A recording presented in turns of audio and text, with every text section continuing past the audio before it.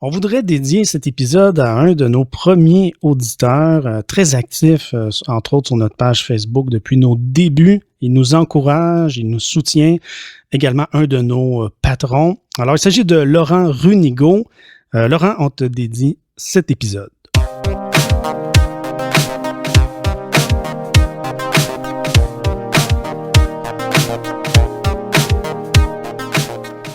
Bienvenue à Voyage dans l'espace, où que vous soyez dans l'univers, j'espère que vous allez bien. Ici Mathieu Rancourt, géographe et passionné des sciences de la Terre et de l'univers. Il est journaliste scientifique, écrivain, il suit l'exploration spatiale depuis bientôt 50 ans.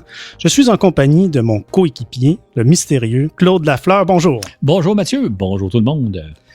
L'exploration de Mars étant dans l'actualité ces jours-ci, nous allons brièvement survoler quelques grandes questions qu'on se pose au sujet des planètes qui nous entourent. Étant donné qu'on explore le système solaire à l'aide de robots depuis plus d'un demi-siècle, on pourrait avoir l'impression qu'on a découvert à peu près tout ce qu'il y avait à savoir à leur sujet et que, par conséquent, on connaît assez bien nos planètes voisines. Or, étonnamment, malgré la quantité astronomique de photos et de données scientifiques qu'on a récoltées, on se pose encore un certain nombre de questions, des grandes questions fondamentales, n'est-ce pas, Claude? En effet, des questions aussi simples que d'où vient la Lune? Où est passée l'eau qu'il y a eu sur Mars jadis? Là, il y a eu des océans. Pourquoi Vénus tourne-t-elle à l'envers des autres planètes, à contresens des autres planètes? Et qu'est-ce qui est arrivé de son atmosphère? Et de façon générale, on peut se demander pourquoi il y a de la vie sur Terre et non pas sur nos planètes voisines. Et en plus des questions pointues que se posent les spécialistes des planètes, qu'on appelle les planétologues, est-ce que nous sommes toujours confrontés donc à ce genre de questions toutes simples, comme je viens de dire, de ce genre de questions fondamentales? Est-ce que c'est vraiment le cas? Absolument. En fait, pour donner un exemple, la question de l'origine de la Lune, d'où vient la Lune, c'était l'objectif premier scientifique du programme Apollo. C'était pourquoi on est allé sur la Lune d'un point de vue scientifique. Et malgré les moissons scientifiques que les astronautes nous ont ramenées de la Lune, on n'a toujours pas la réponse d'où vient la Lune, comment s'est-elle formée, etc.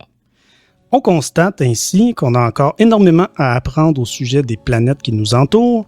Voilà donc ce que nous explorerons dans ce nouvel épisode de Voyage dans l'espace, épisode qui s'amorce justement avec l'atterrissage de la sonde InSight sur Mars lundi dernier. Bon voyage à toutes et à tous!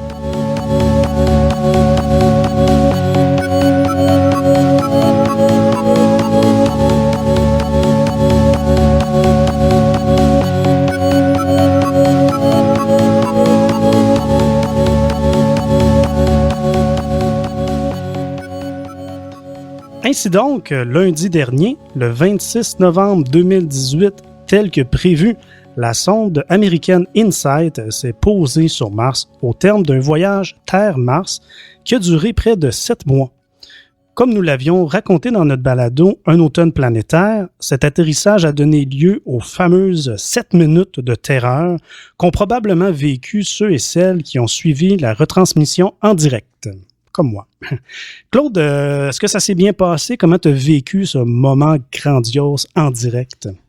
Ça s'est bien passé. Je pense que tous ceux et celles qui ont eu la chance de voir la transmission en direct ont vécu un moment remarquable, puisque la NASA fait toujours bien les choses. Ce qui était particulièrement intéressant cette fois-ci, c'est que, comme on en avait déjà parlé, il y avait 2 petites microsondes qui accompagnaient la sonde InSight. Et ces microsondes-là avaient pour mission de relayer les informations que transmettait InSight durant sa descente. Et comme elles ont parfaitement fonctionné, ça fait qu'on a eu des résultats au fur et à mesure que la sonde descendait. On pouvait savoir que tout se passait bien, ce qui a ajouté à l'intérêt de ce qu'on a pu écouter. C'est particulièrement intéressant, on n'en a pas parlé beaucoup des 2 microsondes, mais c'est intéressant parce que c'était pas essentiel à la mission. Là. InSight aurait très bien pu se poser sans l'aide de ces microsondes-là, sauf qu'elles nous ont donné des informations additionnelles et c'était la première fois qu'on utilisait donc des microsondes pour une mission planétaire. Et devant leur grande réussite, on peut penser que la NASA va éventuellement en utiliser plusieurs autres pour faire des missions un peu plus critiques. Donc, c'est une belle démonstration technologique à laquelle on a assisté. OK. On parle de 2 microsondes Marco, c'est ça? Exactement. Et qu'est-ce qui est arrivé à ces microsondes après l'atterrissage d'InSight?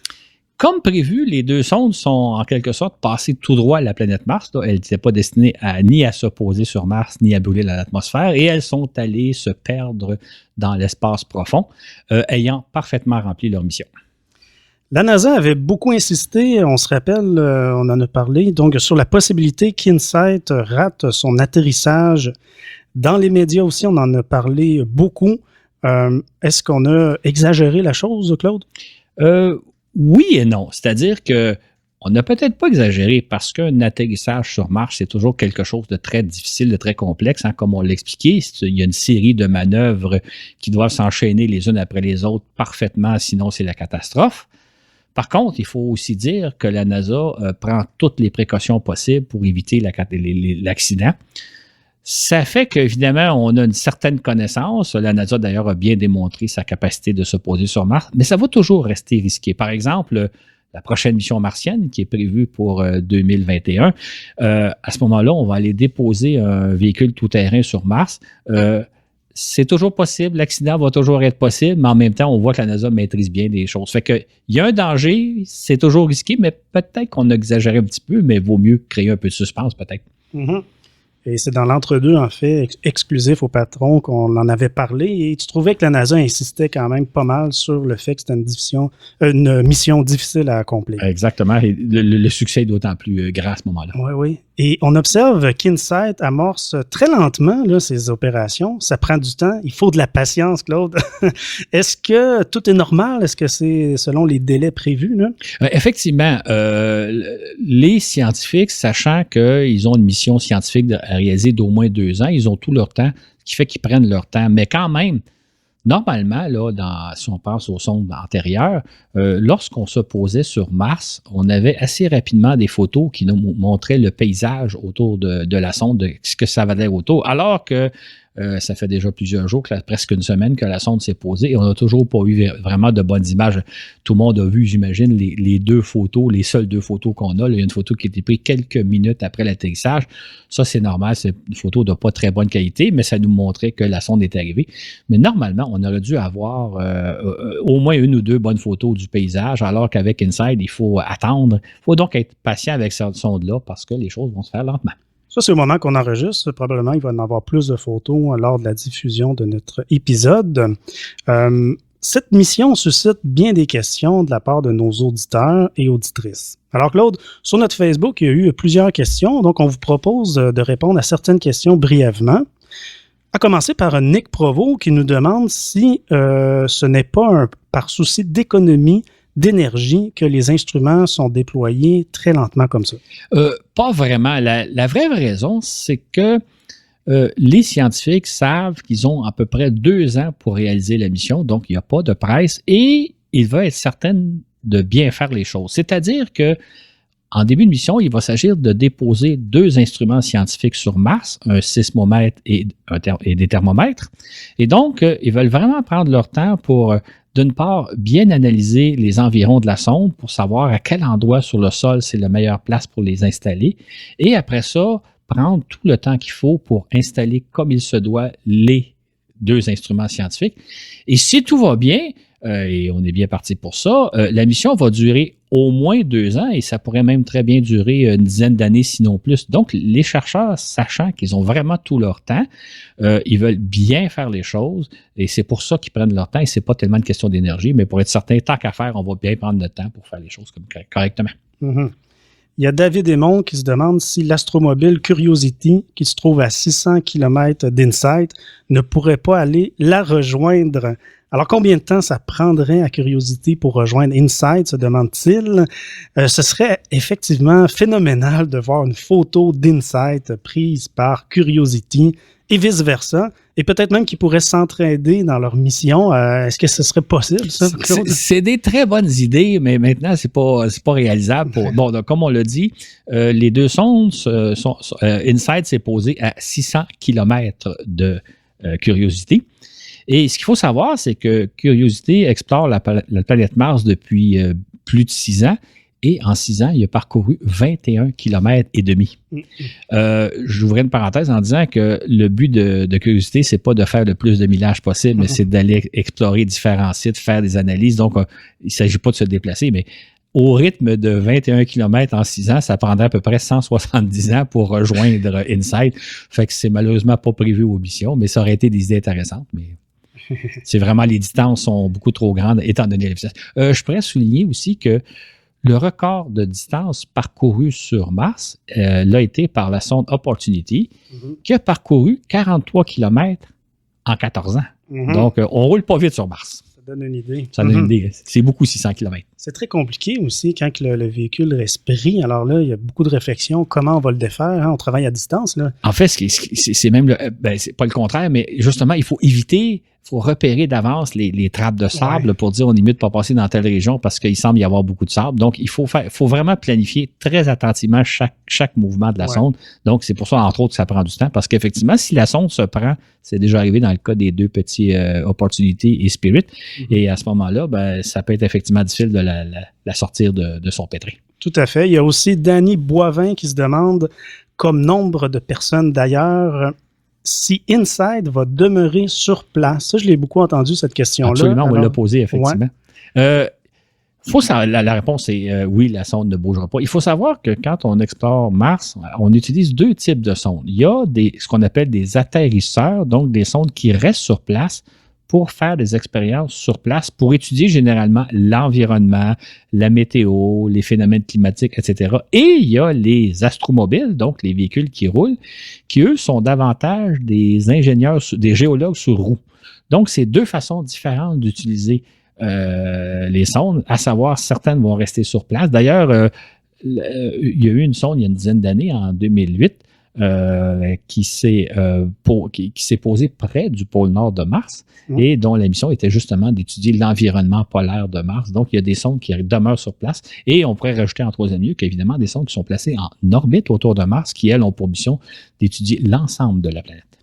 N'hésitez pas à nous faire vos commentaires, poser des questions. Parfois, ça nous inspire pour nos balados. Parfois, on y répond aussi directement dans nos entre-deux sur Patreon. Maintenant, comme nous l'avons expliqué, la sonde InSight va se consacrer à sonder l'intérieur de Mars pour les 2 prochaines années. Il n'en demeure pas moins qu'on se pose une grande question au sujet de la planète rouge. Où est donc passée l'eau?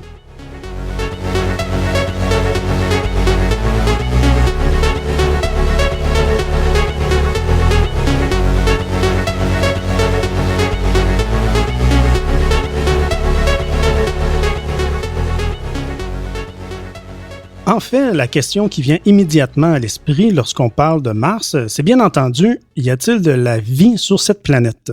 Ou sinon, y en a-t-il déjà eu?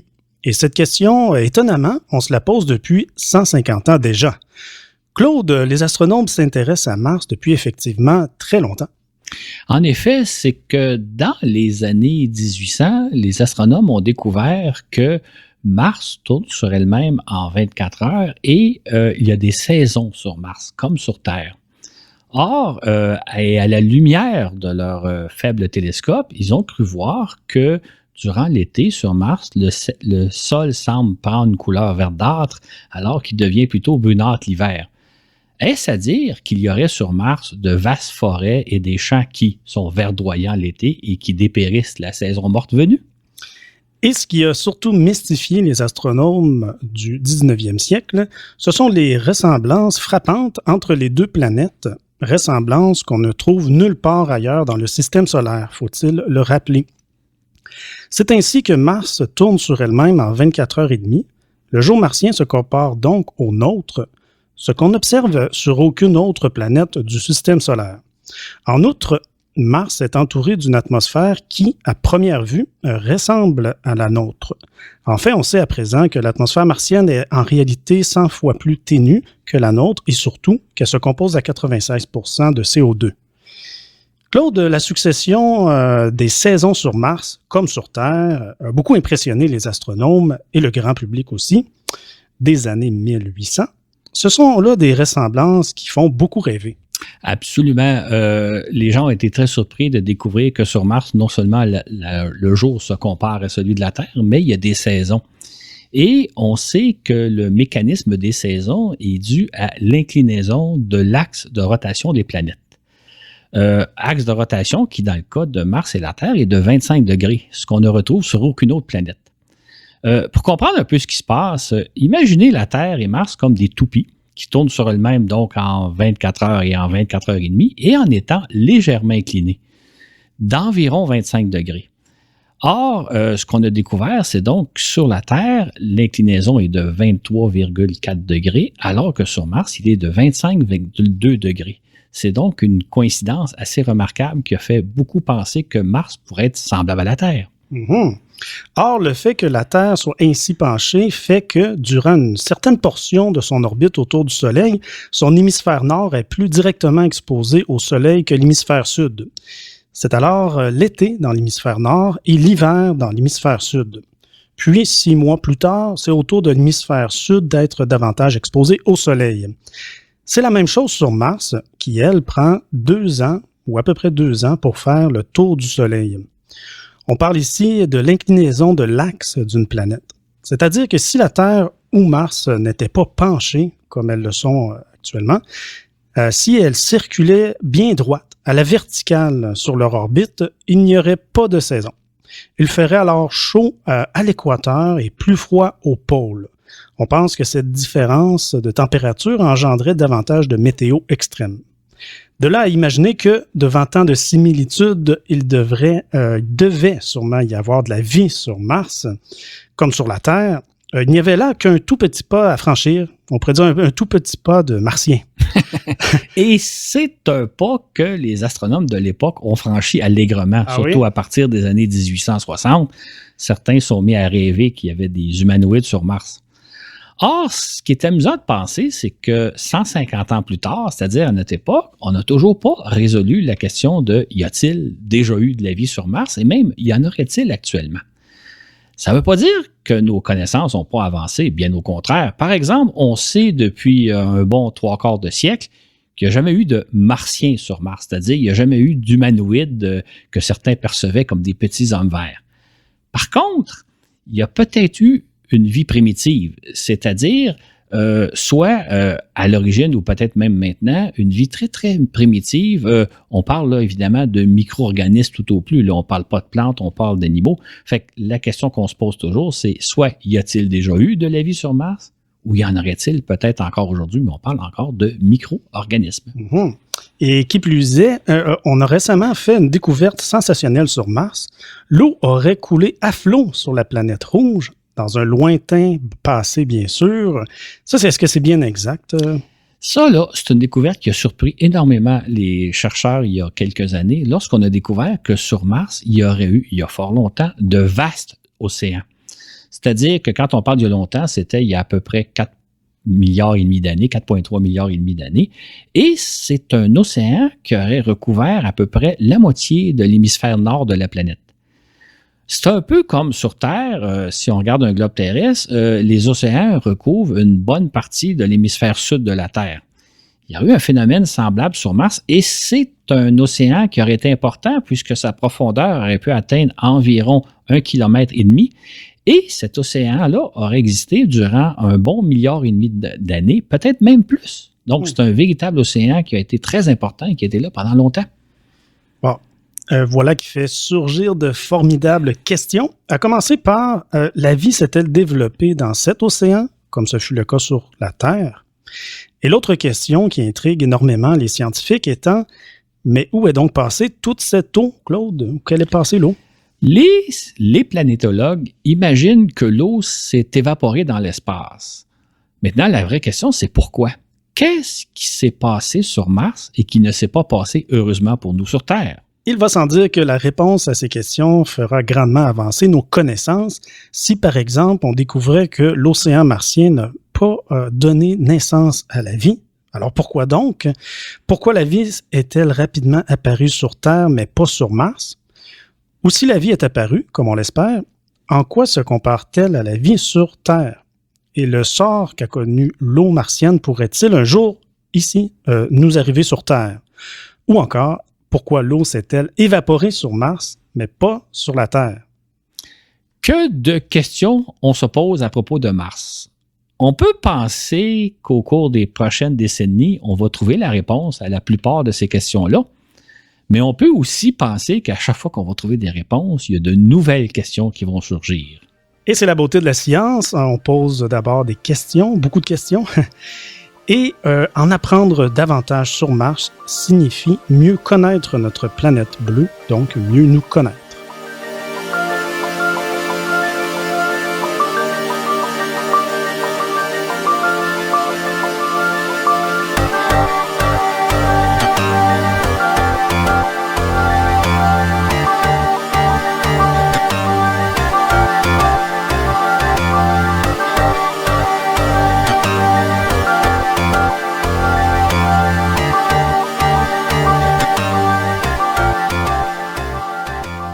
Plus près de nous, la Lune nous intrigue et nous fascine depuis des millénaires. En fait, on peut imaginer qu'elle pique notre curiosité depuis aussi longtemps que nos lointains ancêtres ont commencé à se questionner en regardant le ciel nocturne. Chose certaine, on se demande depuis longtemps si la Lune ressemble à la Terre et si, par conséquent, elle est habitée. Or, on sait depuis 2 siècles qu'elle est dénuée d'atmosphère et que, de ce fait, la Lune ne peut abriter la vie telle que l'on la connaît. Ça peut empêcher certains d'imaginer des formes de vie lunaires très exotiques toutefois. Mais la grande question qui nous intrigue aujourd'hui, encore, d'où vient la Lune, Claude? C'est une bonne question. En fait, depuis plusieurs décennies, il y a 3 grandes théories qui s'affrontent régulièrement. C'est-à-dire que la Lune pourrait s'être formée en même temps que la Terre, près de la Terre, ou bien la Lune pourrait s'être formée plus loin, quelque part dans le système solaire, et avoir été capturée par la Terre, ou peut-être que la Lune est le résultat d'une collision entre la Terre et un astre géant, un astre qui aurait soulevé quantité de matière en orbite autour de la Terre, matière à partir de laquelle se serait formée la Lune. OK. Est-ce qu'il y a une de ces hypothèses qui semble plus se démarquer, qui semble plus vraisemblable au sein de la communauté scientifique? Ce qui est amusant, c'est que chacune de ces théories-là et les variantes qui s'en suivent sont supportées par différents spécialistes. Et selon les décennies, au fil des décennies, il y a une ou l'autre de ces théories qui soulève la faveur d'une majorité de spécialistes de la question. À l'heure actuelle, la théorie qui remporte le plus de succès, c'est celle de la collision entre la Terre et un astre, mais ça n'exclut pas nécessairement les autres hypothèses. La Lune, est-ce que la Lune serait donc un morceau de la Terre? Qu'est-ce qui s'est passé au juste?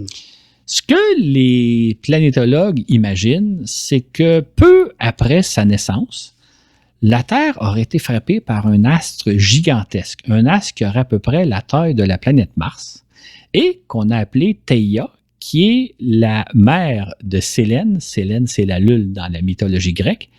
Donc, la Terre aurait été frappée par un astre géant qui aurait soulevé une énorme quantité de matière qui se serait placée en orbite autour de la Terre, matière qui aurait formé une espèce de ceinture un peu semblable aux anneaux de Saturne. Et c'est à partir de cette matière-là que se serait formée la Lune. Et est-ce qu'on est certain que c'est vraiment ça qui s'est passé dans le début de l'histoire de la Terre? En d'autres mots, à quel point cette théorie est contestée ou validée par les scientifiques? C'est pour l'instant la théorie favorite. Maintenant, elle se bute à un certain nombre d'objections. Et donc, ce qui fait que les autres théories ne sont quand même pas à exclure. Le problème auquel sont confrontés les planétologues, c'est que la composition de la Lune ressemble beaucoup à celle de la Terre, mais il y a quand même des différences. Il s'agit donc de trouver une explication qui permet de rendre compte entre les points communs entre la Terre et la Lune et ses différences.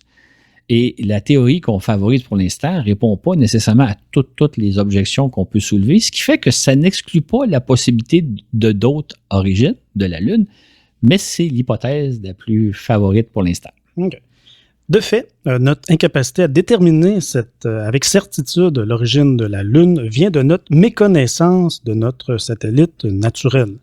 Même si nous y sommes allés 6 fois et qu'un certain nombre de robots l'ont exploré, ausculté, nous-mêmes on l'a exploré, en vérité, nous avons très peu exploré notre satellite naturel et il nous reste encore énormément à apprendre. Donc, Claude, comment on en a en fait, comme on en a parlé dans un autre balado, les 12 hommes qui ont marché sur la Lune, en fait, ils ont exploré une partie de la Lune, oui, mais une infime partie de l'astre. Absolument. Ce qu'il faut peut-être comprendre, c'est que la superficie de la surface de la Lune correspond à l'ensemble des terres immergées du globe terrestre. Or, les 6 équipages d'Apollo qui ont exploré la Lune se sont posés à 6 endroits et qu'ils ont exploré durant quelques heures seulement. Et ces 6 endroits-là se trouvent dans l'hémisphère nord de la face visible de la Lune. C'est donc dire qu'on a, tout ça en pratique, pas exploré la partie sud de la Lune. En fait, il y a quelques sondes qui s'y sont posées. On n'a pas non plus exploré la face cachée. Aucune sonde ne s'est posée. Donc, c'est un peu comme si des extraterrestres étaient venus explorer la Terre et qui s'étaient posés à 6 endroits qui se trouve en Amérique du Nord. Il y a donc tout le reste de la Lune à explorer. Mm-hmm. En outre, ajoutons que pour des raisons de faciliter l'atterrissage des astronautes, les sites qui ont été explorés, c'était des plaines. On n'a pas exploré les grands cratères lunaires, on n'a pas exploré les chaînes de montagnes lunaires, on n'a pas exploré les pôles, on n'a évidemment pas exploré non plus la face cachée, on n'a pas exploré des crevasses. En fait, il y a une quantité de sites lunaires fort intéressants d'un point de vue scientifique et géologique qu'on n'a vraiment pas exploré. Fait qu'on a encore tout à apprendre de la Lune. Raison de plus d'y retourner un jour.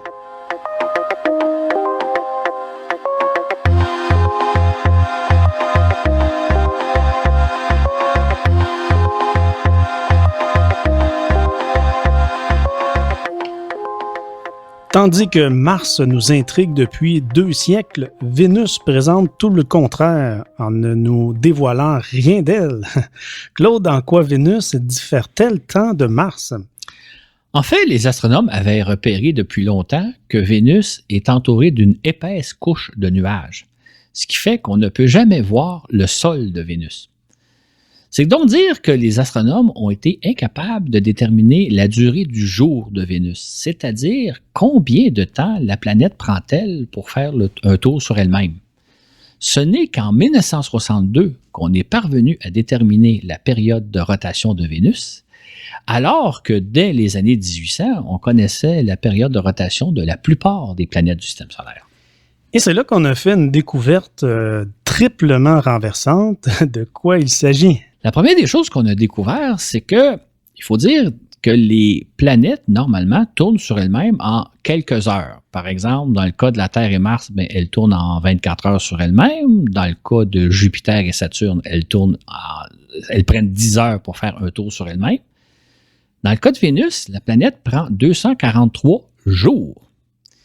Qui plus est, c'est que Vénus prend plus de temps pour faire un tour sur elle-même que pour faire le tour du Soleil en 223 jours. Mmh. C'est donc dire que sur Vénus, l'année est plus courte que le jour. Vénus prend plus de temps à faire un tour sur elle-même qu'à faire le tour du Soleil. L'autre découverte qui a beaucoup surpris les astronomes, c'est que Vénus tourne dans le sens contraire des autres planètes. C'est-à-dire que sur Vénus, le Soleil se lève à l'ouest et se couche à l'est. Alors que dans le cas des autres planètes, comme sur Terre, on est familier, le Soleil se lève à l'est et se couche à l'ouest. Donc, sur Vénus, il y a ce qu'on appelle une rotation rétrograde. C'est assez fascinant tout ça. C'est surtout bizarre. Très bizarre. Je me demande quel genre de calendrier on aurait sur Vénus. Mais pourquoi Vénus tourne-t-elle sur elle-même dans le sens contraire de celui des autres planètes? Et pourquoi cette rotation se fait-elle si lentement, comme tu viens de le dire? C'est une bonne question. On peut penser que peut-être que Vénus a aussi été percutée par un astre au début de la formation du système solaire. On aurait donc affaire ici à 2 planètes semblables, Vénus et la Terre ont la même taille, qui auraient possiblement été percutées au début de la formation du système solaire, et ça aurait eu des conséquences très différentes. Dans le cas de la Terre, comme on l'a vu, ça a donné naissance à la Lune. Dans le cas de Vénus, ça aurait plutôt fait que la rotation aurait été inversée et surtout serait devenue très, très lente. On peut ajouter, entre parenthèses, que Vénus n'a aucune lune, si petite soit-elle. Cette planète recèle quantité d'autres mystères. Ainsi, même si elle semble être la jumelle de la Terre en termes de taille et de masse, elle possède une atmosphère 100 fois plus massive que la nôtre. Il y règne aussi une température de surface infernale dans les 460 degrés Celsius. Donc, sur Vénus, il n'y a pas d'océan. C'est dire que la même question se pose que pour Mars. Où est donc passée l'eau vénusienne? Parce qu'on est assez certain qu'il y en a eu dans le passé. Peut-on imaginer que les deux planètes, les deux sœurs jumelles, aient amorcé leur existence de la même manière, mais qu'elles aient par la suite connu des sorts tout à fait différents? Et si oui, pourquoi? On se pose en effet beaucoup de questions à propos de Vénus et sûrement que la planète a beaucoup à nous apprendre, d'autant plus qu'elle nous a déjà servi une leçon vitale. Je m'explique. Dans les années 1950-1960, les spécialistes du climat terrestre s'inquiétaient de plus en plus de la couche nuageuse qu'on est en train de former par la pollution qu'on injecte dans notre atmosphère.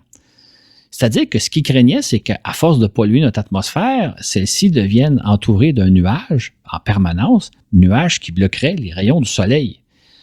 On se disait, si jamais ça arrive, à ce moment-là, si les rayons du soleil ne se rendent pas jusqu'à la surface terrestre, les températures vont baisser. Si vous me suivez bien, ça veut dire que dans les années 50-60, on s'inquiétait réellement de ce que, à partir des années 2000, les températures se mettent à baisser à l'échelle de la planète, on assisterait à un refroidissement de la planète. Quand on a considéré Vénus étant entourée d'une couche de nuages, on s'est dit, les températures à la surface de Vénus sont sûrement plus basses que s'il n'y avait pas cette couverture nuageuse-là. Maintenant, il faut se rappeler que Vénus est plus proche du Soleil que la Terre. Elle est 30% plus proche.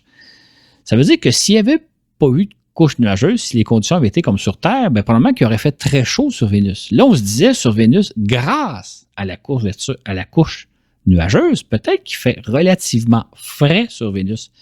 C'est-à-dire qu'on pensait que grâce à la couche de nuages, peut-être que les températures étaient tempérées puis que sur Vénus, on retrouverait de luxuriantes forêts tropicales.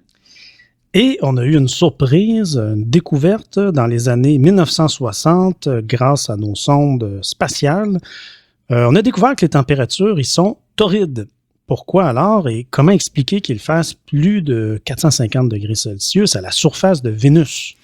Cette découverte-là a beaucoup, beaucoup surpris les spécialistes, puisqu'on s'attendait à ce que les températures soient plutôt tempérées.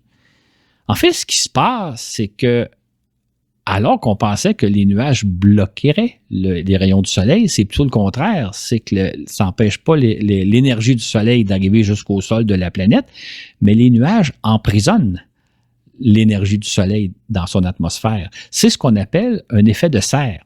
C'est un peu ce qu'on observe dans une automobile l'été, qu'on laisse au soleil, il fait très très chaud à l'intérieur, l'énergie du soleil est comme emprisonnée dans l'automobile et c'est ce qui se passe sur Mars. C'est donc dire que Vénus nous a servi une grande leçon, c'est-à-dire que si on ne fait pas attention à la pollution qu'on injecte dans l'atmosphère terrestre, on pourrait subir le même sort que Vénus. On peut donc se demander que pourrait encore nous enseigner la sœur jumelle de la Terre.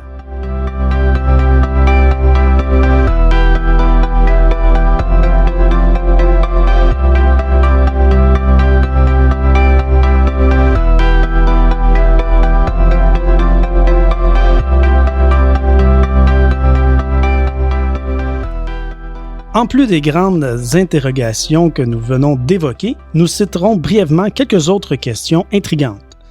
En premier lieu, et d'une façon plus générale, on pourrait se demander pourquoi la vie ne s'est développée que sur la Terre, et non sur Mars et sur Vénus. Pourtant, comme la Terre, ces planètes se trouvent à une distance confortable du Soleil, ni trop proche ni trop loin. Elles sont aussi de bonne taille, ni trop grosses ni trop petites. Autrement dit, qu'est-ce qui n'a pas marché sur Mars et sur Vénus, mais qui a donné de si bons résultats sur Terre, de si bons résultats que le balado Voyage dans l'espace existe et qu'on parle de nos deux planètes voisines? Claude, ce sont là des grands mystères. Absolument. Un autre mystère, c'est que si Vénus tourne sur elle-même de façon rétrograde, la planète Uranus, elle, tourne sur elle-même sur le côté, un peu comme un tonneau de vin. Pour comprendre ce qui se passe, c'est qu'on expliquait tantôt que les planètes, c'est un peu comme des toupies qui tournent sur elles-mêmes en étant légèrement penchées. Dans le cas de Vénus, l'inclinaison de sa rotation est de 2,6 degrés, alors que, comme on l'a dit, dans le cas de Mars et la Terre, c'est à peu près 25 degrés. Dans le cas d'Uranus, c'est 98 degrés. Et comme on l'a expliqué aussi, c'est qu'une inclinaison assez importante de l'axe de rotation, ça génère le phénomène des saisons sur Mars et sur la Terre. Dans le cas d'Uranus, une inclinaison de 98 degrés, ça fait en sorte que parfois les pôles de la planète sont directement exposés au Soleil. Pour comprendre un peu ce qui se passe, imaginons la Terre. Imaginons si la Terre était inclinée non pas de 23 degrés comme on l'a dit tantôt, mais plutôt de 90 degrés.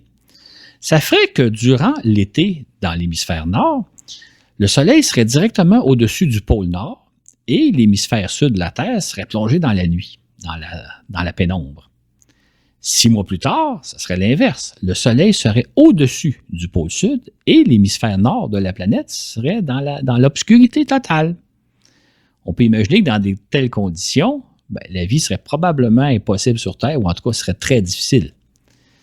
C'est ce qui se passe avec Uranus. Uranus prend 84 ans pour faire le tour du Soleil.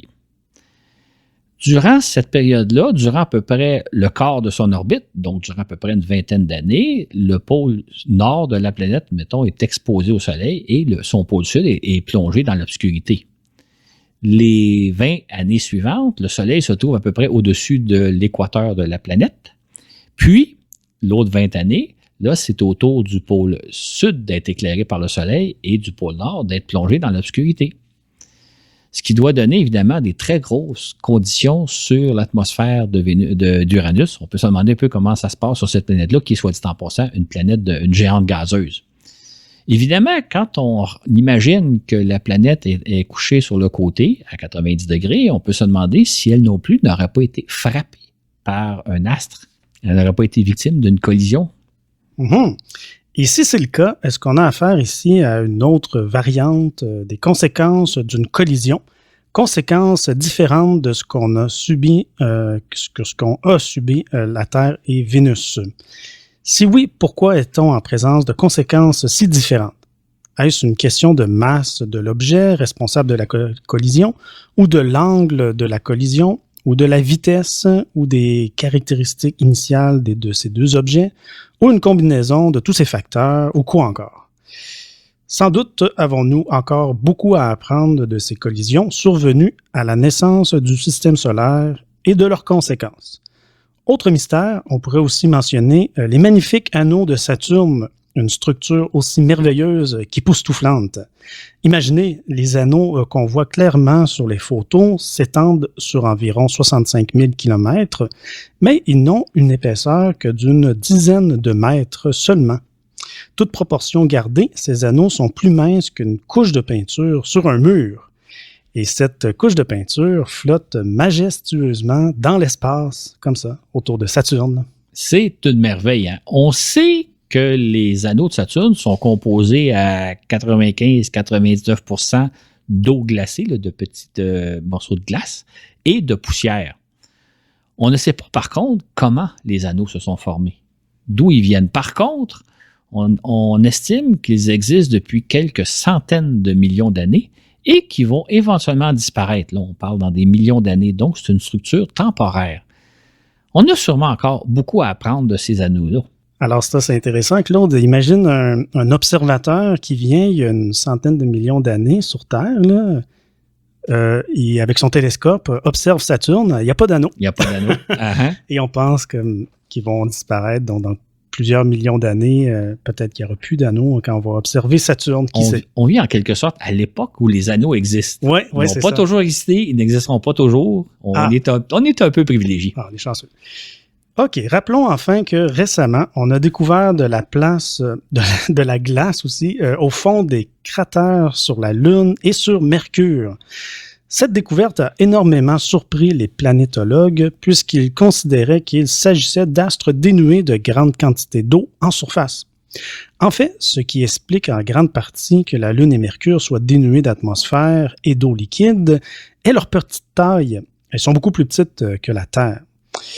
Elles sont trop petites pour posséder une force de gravité capable de retenir une atmosphère de gaz autour d'elles, ainsi que de l'eau liquide à leur surface.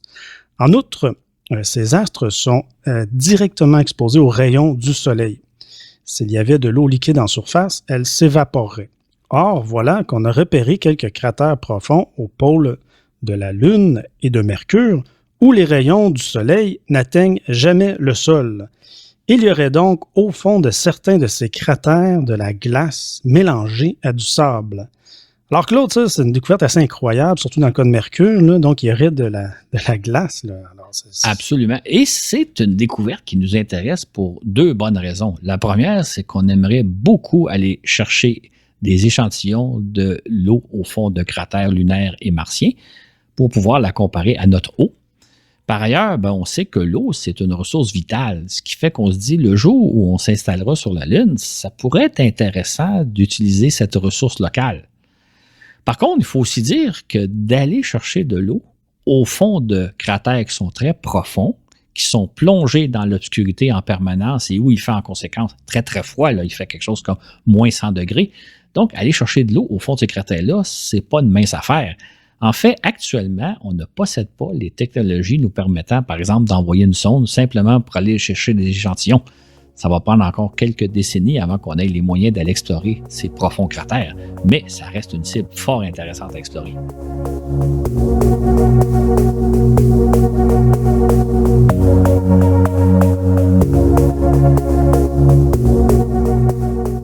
On a préparé un petit sondage pour vous de à peine 2 minutes à répondre. C'est important pour nous parce que ça va nous permettre de nous améliorer dans notre balado et aussi ça va nous permettre de mieux vous connaître et de connaître vos préférences. On vous invite à le remplir. C'est disponible sur notre page Facebook Voyage dans l'espace, de même que dans la description de ce balado.